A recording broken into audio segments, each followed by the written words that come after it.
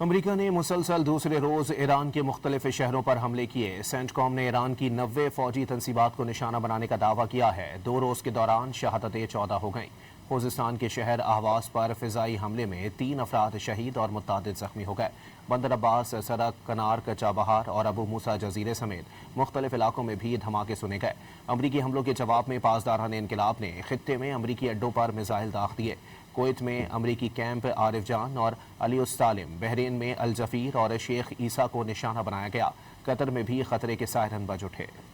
آبنائے ہرمز پر کنٹرول کی جنگ شدت اختیار کر گئی۔ امریکہ نے پاسداران انقلاب کی بحری صلاحیتوں کو ختم کرنے کے لیے ایران پر مسلسل دوسرے روز حملے کر دیے۔ ایرانی میڈیا کے مطابق امریکہ نے بندر عباس، بو شہر اور اہواز سمیت 12 شہروں پر بمباری کی۔ صبح خوزستان کے شہر اہواز کے قریب ایک علاقے پر حملے میں 3 افراد شہید اور متعدد افراد زخمی ہوئے۔ ایران شہر میں ایئرپورٹ پر حملے کے دوران ایک فائر فائٹر شہید ہو گیا۔ کناک جزیرہ، کیشم، ابو موسیٰ، سیرک اور جیسک پر بھی شدید حملے کیے گئے۔ بو شہر پر امریکی حملے سے اسپتال، ریلوے انفراسٹرکچر اور بجلی کا نظام بھی متاثر ہوا۔ امریکی حملے میں پروجیکٹائل کا ٹکڑا بو شہر کے امام علی اسپتال پر گرا۔ مشہد جانے والی سڑکوں پر موجود 2 پل سمیت شمالی مشرقی ایران کے صوبے گلستان میں واقع ایک ریلوے پل کو بھی نشانہ بنایا گیا۔ سینٹ کام کے مطابق صدر ٹرمپ کی ہدایت پر تازہ حملوں میں ایران میں 90 تنصیبات کو نشانہ بنایا، جن میں فضائی دفاعی نظام، ساحلی نگرانی کے آلات، میزائل اور ڈرون ذخیرہ کرنے کی تنصیبات، بحری جنگی صلاحیتیں اور فوجی لاجسٹکس کا بنیادی ڈھانچہ شامل ہیں۔ کارروائی تجارتی جہازوں پر ایرانی حملوں کے جواب میں کی گئی۔ اس کا مقصد آبنائے ہرمز میں ایران کی عسکری صلاحیت کو کمزور کرنا ہے۔ سینٹ کام نے اپنے بیان میں مزید کہا کہ امریکی افواج نے 7 جولائی کو بھی ایران کی تقریباً 80 فوجی اہداف پر بمباری کی تھی، جن میں پاسداران انقلاب کی 60 سے زائد چھوٹی کشتیاں شامل تھیں۔